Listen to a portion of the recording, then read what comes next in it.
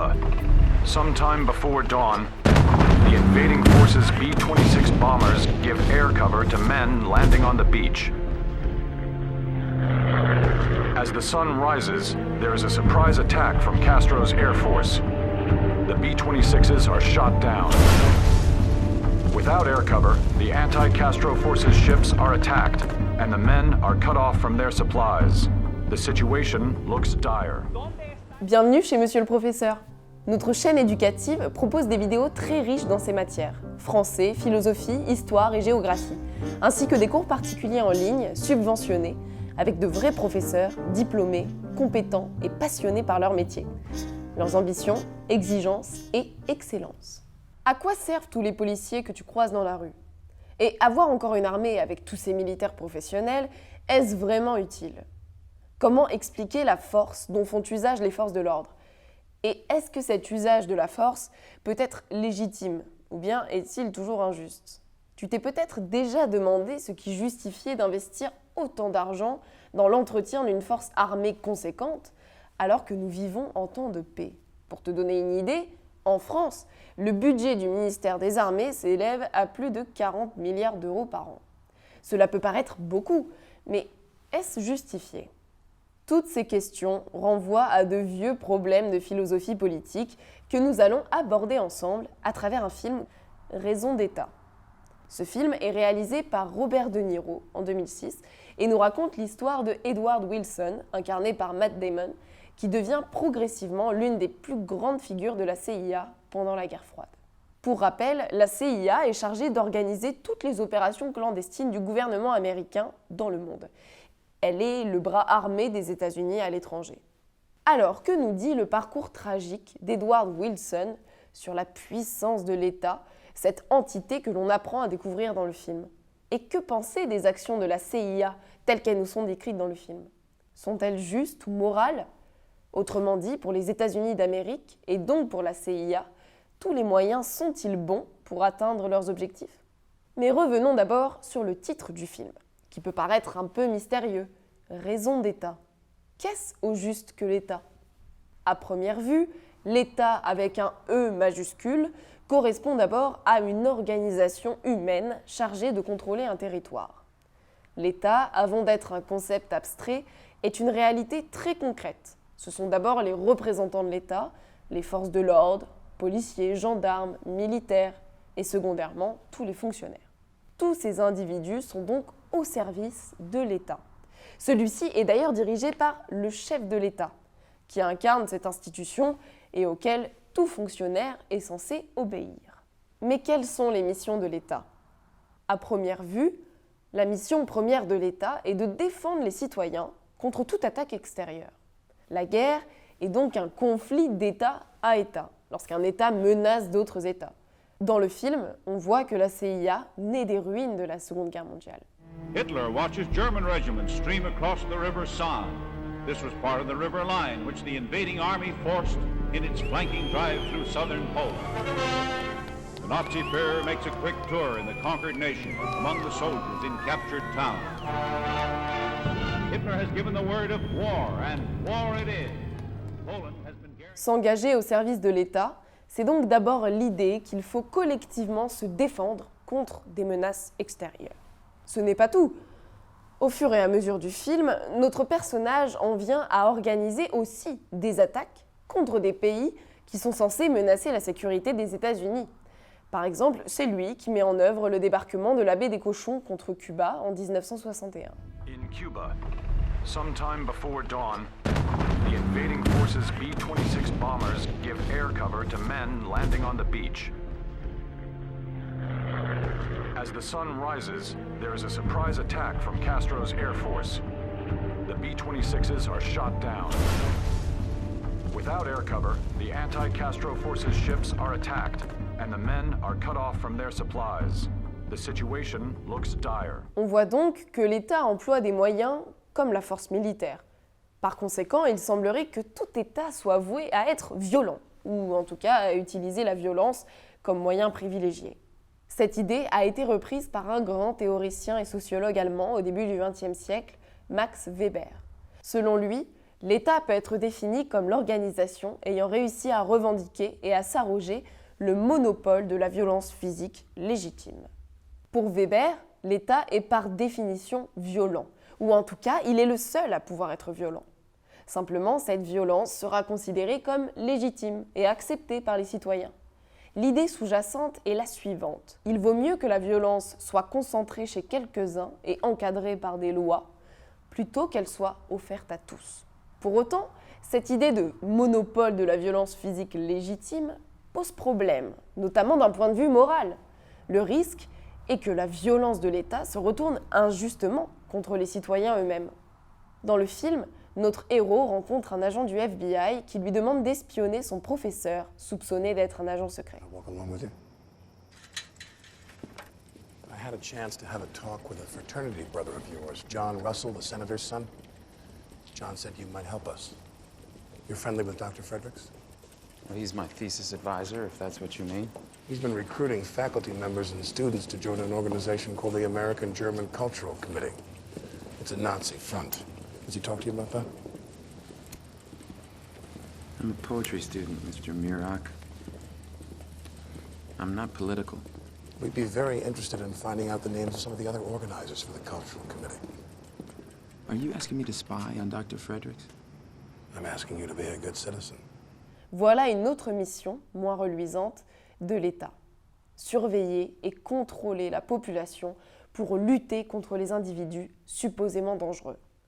L'État, surtout lorsqu'il s'agit ici du FBI ou de la CIA, agit toujours dans le secret, sans que les citoyens puissent s'apercevoir de cette surveillance. Enfin, le film nous montre un autre aspect de l'État. Lorsque notre héros s'engage au service de l'État, il fait le sacrifice d'une partie de sa vie privée et doit se tenir prêt à tout moment. We'll eventually get involved in this war, not because we want to, but because we have to and we should. And the president has asked me to look into creating a foreign intelligence service, and if that happens, I'll be looking for patriotic, honorable, bright young men from the right backgrounds to manage the various departments. In other words, no Jews or Negroes and very few Catholics, and that's only because I'm a Catholic. You'd be trained and commissioned in the Army and posted overseas. If it's something you're interested in, you'd have to be ready to leave at a moment's notice. Ainsi, le jour de son mariage, notre héros devra partir à la guerre et il ne verra pas son fils grandir.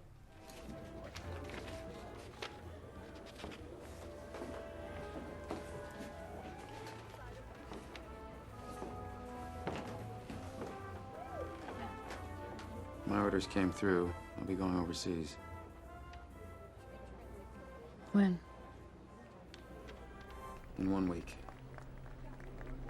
What are you going to do, Edward? Save the world?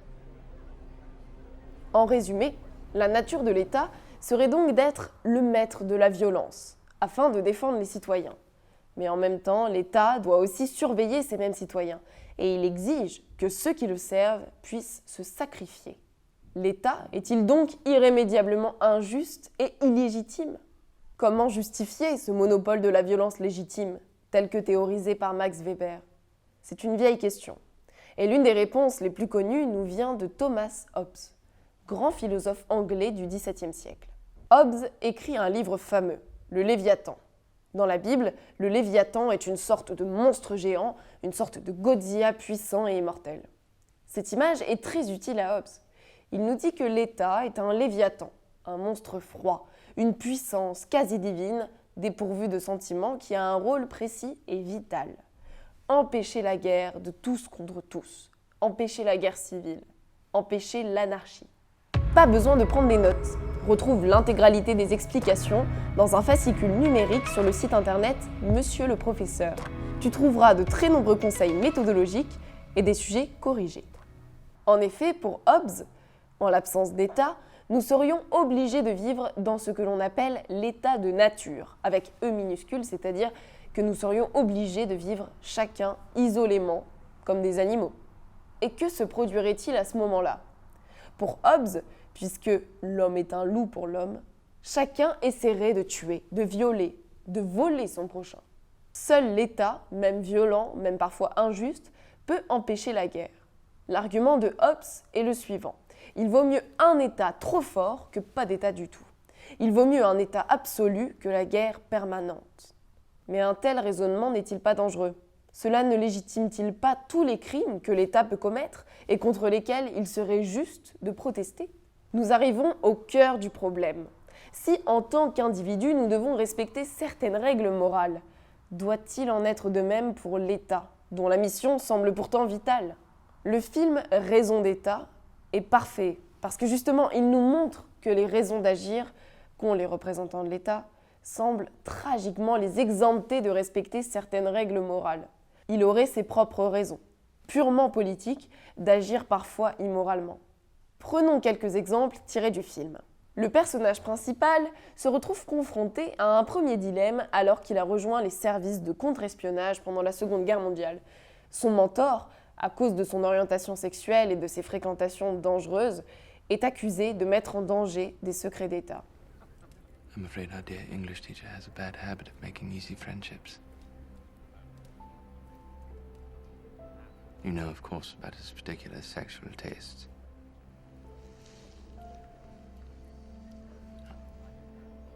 I'm afraid he's not been very discriminating in his partners.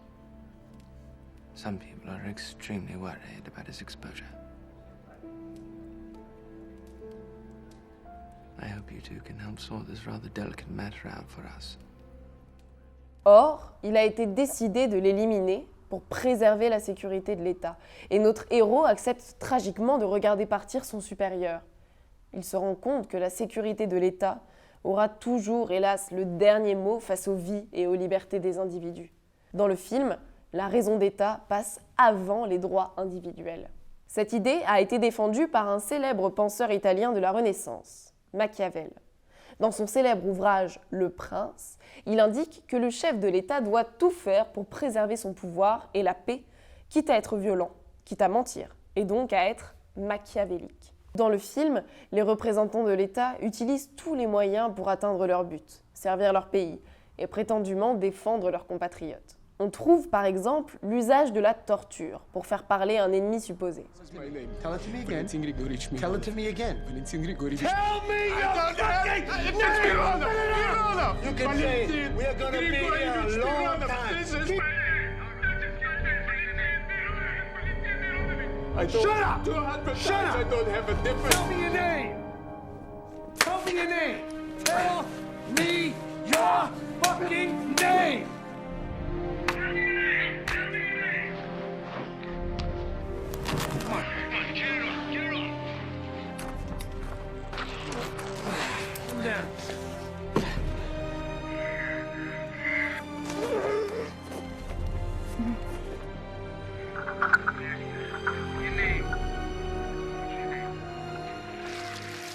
Autre exemple, l'usage du mensonge et de la propagande comme arme de désinformation. Car comme le disait Machiavel, le prince ne doit pas seulement être lion, c'est-à-dire fort, il doit être aussi renard, rusé et trompeur. Use your tradecraft well, particularly the use of black propaganda and the ingredient known as playback, understanding how effectively your own disinformation is actually working on the enemy. Enfin, à la fin du film, notre personnage est confronté à sa propre tragédie. Alors qu'il a choisi de tout sacrifier pour servir l'État, il doit choisir entre protéger son pays et protéger sa famille. You must decide. What is of more importance to you?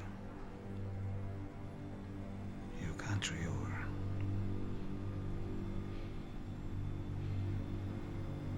or your son? En effet, il s'est aperçu que la fiancée de son fils était une espionne soviétique et que c'est elle qui avait fait fuiter l'information de la baie des cochons, ayant fait échouer l'opération. I'd heard something I wasn't supposed to, and he knew I'd listened to his conversation. Oh, I heard her say something in Spanish. Vaya de cochinos. Vaya de cochinos. Conformément au précepte de Machiavel, d'après lequel la fin justifie les moyens, il choisit donc alors de sacrifier la fiancée de son fils. To your happiness. To your happiness.